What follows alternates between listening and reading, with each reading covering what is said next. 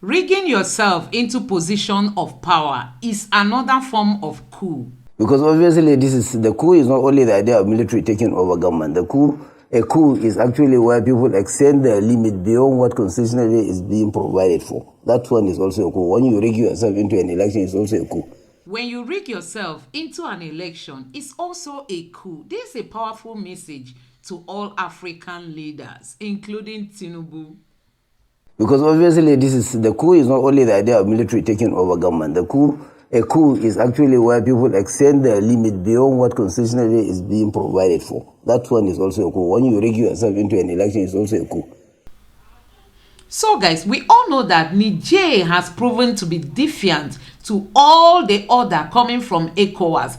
And at this point, ECOWAS has made up their mind that they are not going to just sit down and watch Niger carry on with this coup. They've ordered their standby force to get ready for any command. Don't forget that France and the United States are pushing for this war to take place because of the benefits they get from Niger. But have we all taken time to ask what is actually causing the coup in Africa? It's all about poor leadership. I mean, leadership gap. We have very corrupt leaders, and each time they grab power, they are not ready to let go. We have corruption in our electoral system. You can imagine people rigging election to the detriment of the constitutions of their country. ECOWAS is only thinking about going to fight war without considering the root causes of this coup. They all know that fingers are all pointing to African leaders. Direct the Committee of the Chiefs of Defense Staff to activate the ECOWAS standby force with all its elements immediately. Order the deployment of the ECOWAS standby force to restore constitutional order in the Republic of Niger. Underscore its continued commitment to the restoration of constitutional order through peaceful means. Enforce all measures, in particular border closures and strict travel bans and assets freeze, on all persons or groups of individuals whose actions hinder all peaceful efforts aimed at ensuring the smooth and complete restoration of constitutional order. Direct the President of the Commission to monitor the implementation of the sanctions. Also, ECOWAS has ordered the activation and deployment of a standby military force to Niger to restore constitutional order. ECOWAS also warned countries within the bloc supporting the coup leaders to stay off such actions. Meanwhile, the Niger coup leaders have announced a list of 21 persons they say will become ministers in a new transition government. Joining us now on the morning show to discuss the decision reached yesterday by ECOWAS in Abuja and the implications ahead of a possible deployment of military forces in Niger is Ambassador Ibrahim Meisule, former Nigerian ambassador to Indonesia. Ambassador, good morning and thank you for joining us. Good morning and thank you very much. Well, Ambassador Meisule, I would like to ask you, what do you think of the resolution yesterday by ECOWAS leaders at that second extraordinary summit, which came across as being contradictory?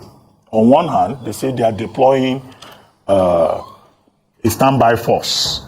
On the other hand, they say, they are still pursuing diplomacy and dialogue, even when it is clear that the coup leaders in Niger have snubbed both ECOWAS and other groups that have tried to intervene. And where is that standby force that ECOWAS is talking about? Do you see a contradiction here? Do we really have a standby force that ECOWAS can immediately deploy, as Dr. Toure said? Thank you very much. I appreciate the honor given to me to put in my own thoughts about the whole thing. First and foremost, just like you rightly pointed out, the release appears to be a little bit contradictory. If you listen to the opening address of Mr. President, he's virtually putting more weight on the issue of diplomacy. And at the end of the day, I think when they went into a private session, and that's where this communique came out from.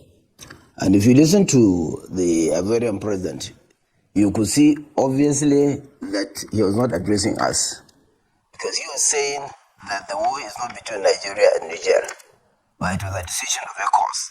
And if you listen to him carefully, he will tell you that the Ivorian position was what has been sold to the leaders of ECOWAS. And you know exactly where Ouattara or the Ivorian president is coming from.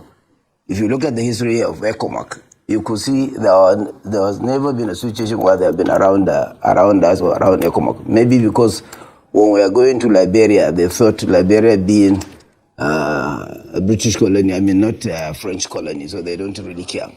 But the basic issue is one has to be extremely careful with these sit-tight leaders. Because obviously the coup is not only the idea of military taking over government. A coup is actually where people extend their limit beyond what constitutionally is being provided for. That one is also a coup. When you rig yourself into an election, it's also a coup. So basically the problem with these leaders is I am right, everybody else is wrong. Because one has to look seriously into the kind of thing that this guy is here. My fears are that we shouldn't allow these people to take us into another proxy war. Proxy war in the sense is that in Niger, the Wagner, the missionary groups of Russia are already there. And these people who are from the east is because Niger, Mali, and others are saying they are tired with the domination of French in the running affairs of their own country, so they want to be really independent. They have been telling us that you are more independent than us because our own independence is only a name. Our currency is being printed somewhere, and then the central bank of another country is the one that takes care of our own money. You go back, you take loan from your own money, and you pay interest. There are so many things that are going on wrong. And I can't see people like Ouattara have the moral right to start telling people that this issue is not Nigeria and Niger. As far back as the 18th century when the Sultanate was established, there has been a very good cordial relationship between the two countries. And a number of Nigerian leaders happens to belong to the two countries. Nigeria recognized in dual citizenship. There are a number of Nigerian leaders that are partly here and partly there.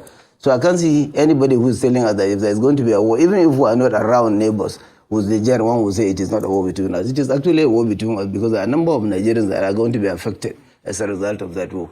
So I can see a contradiction in the release itself because I believe the leadership, who happens to be our own leader, seems to be focusing more on diplomacy based on the missionaries that he has sent around. The former president was there together with the Sultan of Sokoto. Nobody seems to know what has actually happened. And you see, you cannot really negotiate with the threat. The first thing that's made it very difficult for people to start thinking about this negotiation was the fact that we took a decision, cut off light, close the borders and what have you. You have to negotiating, you cannot negotiate with somebody on the basis of a threat. You should first negotiate. It is only when the negotiation fails that you think about what happened again. So I believe basically there is a lot of contradiction in the release itself. Two, I'm sure we should not allow this country to go into a proxy war between the West and Russia, because at the end of the day, if you look at what is happening in Ukraine, if you look at what is happening in Sudan, and in quite a lot of places you see around Libya that has virtually finished, you can see basically is this idea of pushing people to do certain biddings. And they use some of these sit-tight leaders to sell their own ideas around. And if you look at the background of Ouattara and what you see, virtually you find out that even when he was talking, you can know exactly he was not trying to report to people that this is what has happened. It was the decision or the ideas of a Ivorian government that has been sold to the economic community of West Africa. You see, that's like you rightly pointed out, what one was thinking of, ECHO should have gone holistic. There are a number of military governments within ECOWAS right now. You have Mali, you have Burkina Faso, and what have you. So you start thinking about how to stop it in the future occurrences. This has already happened, but the only thing is how to stop it. But as people actually said, once a coup lasts for over 24 hours, then it's difficult to ask these people to go back and restore the then government that they have already toppled. Look at the threat they are now given, that if you move into their own country, they are definitely going to kill him. So if you kill him, whom else are you going to throw in again? So the idea is to find a way out and then think seriously of how you can go to restore democracy in a more peaceful manner. Leaders keep extending their terms in office. Some of these leaders were at the summit yesterday. So it's interesting there. How do we have conversations like this so that we do not have a repeat of what's going on in Niger, in Mali, in Burkina Faso, in Guinea? Good governance, strict adherence to constitutions. And once that is been there, and then you go, you start thinking about providing the basic needs of people's life. If that is being put in place, the people will react. It has happened in Turkey. There was a coup, and it was the people that really went into the armored vehicle themselves and walked against the coup. So obviously, if there's a good governance on the ground and there's adherence to the constitution of the country, the issue of coup will be handled by the people, by the populace themselves. But in a situation where people have got in extended terms or rigged the election into office, and at the same time, people are really in a very bad situation themselves. So you cannot see the people reacting to defend the government themselves because they don't feel the government is for them. But once there's a good governance, and then there is adherence to constitutions, people will definitely go on. Now that there is fire on the mountain, one might want to ask, what is actually causing this coup, if not poor leadership?